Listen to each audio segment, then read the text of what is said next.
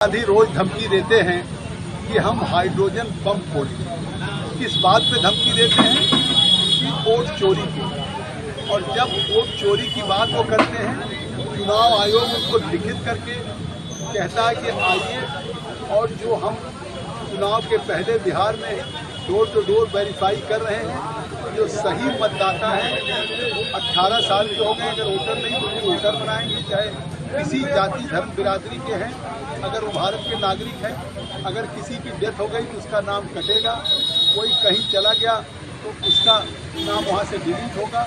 लेकिन रोहिंग्या, बांग्लादेशी या विदेशी जो अवैध रूप से मतदाता बने हैं वो नहीं रहेंगे। तो जब चुनाव आयोग उनसे सबूत मांगता है तो वो सबूत देने के बजाय केवल देश को गुमराह कर रहे हैं, देश में भ्रम पैदा है। जब इलेक्शन कमीशन के सामने अपने सांसदों के साथ प्रोटेस्ट करने जाते हैं तो उन्होंने 30 सांसदों को चुनाव आयोग ने बुलाया, अंदर नहीं गए क्योंकि उनके पास कोई सबूत नहीं। अब वो कह रहे हैं हम हाइड्रोजन बम फोड़ेंगे। उन्हें पता होना चाहिए कि हाइड्रोजन बम नागासाकी, हिरोशिमा की तरह से विनाश करता है। तो वो एक नेता प्रतिपक्ष होकर के क्या विनाश की कल्पना करते हैं, या उनके मन में इस तरह से है कि देश को गुमराह करना चाहते हैं।